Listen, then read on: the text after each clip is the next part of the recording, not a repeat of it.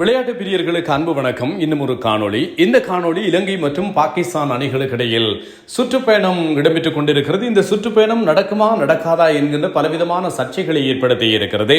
ஆனாலும் ஸ்ரீலங்கா கிரிக்கெட் அறிவுறுத்தல் விடுத்திருக்கிறது. நீங்கள் இந்த கட்டத்தில் நாடு திரும்பக்கூடாது, தொடர்ந்து சுற்று போட்டியிலே பங்கேற்க வேண்டும் என்று சொல்லி ஒரு கோரிக்கையை விடுத்திருக்கிறார்கள். அழுத்தம் கொடுத்திருக்கிறார்கள் என்பதையும் விட கோரிக்கையை கொடுத்திருக்கிறார்கள். பாகிஸ்தானிலே பாதுகாப்பு அச்சுறுத்தல் இருக்கிறது, இதனால் நாங்கள் தொடரில் இடைநடுவே விலகப் போகிறோம் என்று சொல்லி 10க்கும் மேற்பட்ட இலங்கை வீரர்கள் மற்றும் அதிகாரிகள் ஸ்ரீலங்கா கிரிக்கெட்டிடம் கோரிக்கை விடுத்ததாக செய்திகள் வெளியாகியிருந்தன. ஏற்கனவே அங்கே இடம்பெற்றிருந்த ஒரு தாக்குதல் காரணமாக, அதனை தொடர்ந்து ஏற்பட்டிருக்கின்ற பதற்ற நிலைமைகள் காரணமாக அங்கு எங்களால் கிரிக்கெட் போட்டிகளில் ஆட முடியாத ஒரு சூழல் இருக்கிறது, நாங்கள் மன தைரியத்தோடு போட்டிகளில் பங்கேற்க முடியாது இருக்கிறோம் என்று சொல்லி ஸ்ரீலங்கா கிரிக்கெட் தரப்பு கோரிக்கை விடுத்திருக்கிறது. ஆனால் ஸ்ரீலங்கா கிரிக்கெட் என்ன செய்திருக்கிறது என்று சொன்னால், பாகிஸ்தானோடு பெறுகின்ற நட்புறவு ரீதியிலான நடவடிக்கைகள் காரணமாக இந்த கட்டத்தில் நாங்கள் பாகிஸ்தானுக்கு பக்கபலமாக இருக்க வேண்டும், ஆகவே நீங்கள் தொடரை திட்டமிட்டபடி தொடரிலே விளையாட வேண்டும் என்று சொல்லி கோரிக்கை விடுத்திருக்கிறார்கள். இதன் அடிப்படையில் இரண்டாவது ஒரு நாள் போட்டி இன்று இடம்பெற காத்திருக்கிறது என்பதும் ஞாபகப்படுத்தத்தக்கது. பலத்த பாதுகாப்பு பாகிஸ்தானுடைய உயர் அதிகாரிகளுக்கு, பாகிஸ்தான் பிரதமர் உள்ளிட்ட பலருக்கு வழங்கப்படுகின்ற மிக முக்கியமான அதி உச்ச பாதுகாப்பு இலங்கை வீரர்களுக்கு வழங்கப்பட்டிருக்கிறது. அவர்கள் பயிற்சிகளில் ஈடுபடுகின்ற போதும் கூட கடுமையான பாதுகாப்பு நடவடிக்கைகள் மேற்கொள்ளப்பட்டிருக்கின்றன. பாதுகாப்பு பலப்படுத்தப்பட்டிருக்கிறது. மைதானத்தை சுற்றி அவர்களுடைய கொமாண்டோ படையணி அங்கே கடமைகளில் ஈடுபட்டிருக்கிறது. ராணுவம், போலீசார் என்று சொல்லி நடவடிக்கைகளிலே ஈடுபட்டிருக்கிறார்கள் என்பதும் ஞாபகப்படுத்தத்தக்கது. இலங்கை வீரர்கள் பயணம் செய்கின்ற பாதுகாப்பு ஏற்பாடுகள் கூட மிகப்பெரிய ஒரு பாதுகாப்பு அணி அவர்களை காவல் காத்து கொண்டு பயணத்தை மேற்கொள்கிறது என்பதும் சுட்டிக்காட்டக்கூடிய விஷயம். ஆகவே இப்போதைய நிலையில் அங்கிருந்து கிடைக்கின்ற செய்திகளின் பிரகாரம் பார்க்கின்ற போது பெரிய அளவிலான பாதுகாப்பு அச்சுறுத்தல்கள் இலங்கை வீரர்களுக்கு இல்லை என்பது திருப்தி தரக்கூடியதாக இருக்கிறது. இது எவ்வாறாயினும் கூட ஏற்கனவே உங்களுக்கு முன்னர் ஒரு தடவை உங்களுக்கு தெரியும், இலங்கை அணி இந்த மாதிரியான பயங்கரவாத தாக்குதலுக்கு இலக்காகி இருந்தது. ஆனால் வீரர்கள் அதிர்ஷ்டவசமாக உயிர் தப்பி இருந்தார்கள். அப்படியான ஒரு கரைபடிந்த நிகழ்வு இடம்பெற்றிருந்த நிலையில் தான் இலங்கை வீரர்கள் ஐயப்பாடுகளோடு தெரிகிறார்கள் என்பதும் ஞாபகப்படுத்தத்தக்கது.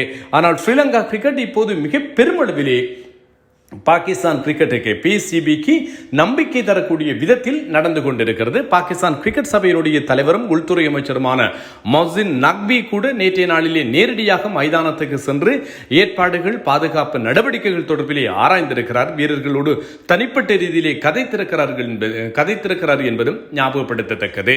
முதலாவது ஒருநாள் போட்டியிலே இலங்கை அணி தோற்று போயிருந்தது. 299 ஓட்டங்களை பாகிஸ்தான் பெற்றது.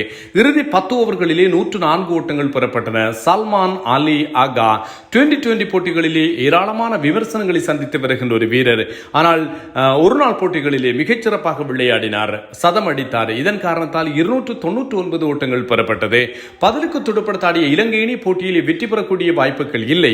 ஆனால் ஹசரங்க மிக சிறந்த ஒரு நம்பிக்கையை கொடுத்திருந்தார், அரைச்சதம் அடித்திருந்தார், இறுதி வரைக்கும் போராட்டகரமான ஒரு இன்னிங்ஸை கட்டமைத்திருந்தார். இதனால் இலங்கை அணி வெற்றி பெறும் என்று சொல்லி எதிர்பார்க்கப்பட்டது.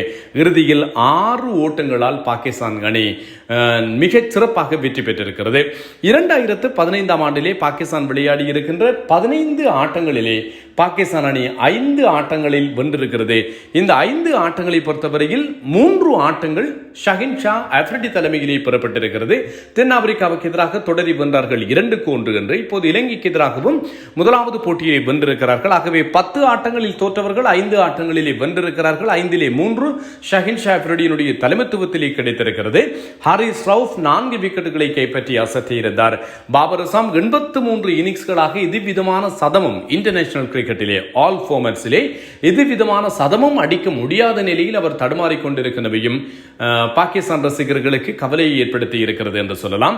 இன்று இரண்டாவது ஒரு நாள் போட்டியிலே எந்த அணி வெற்றி பெறப் போகிறது என்கின்ற எதிர்பார்ப்புகள் இருக்கிறது.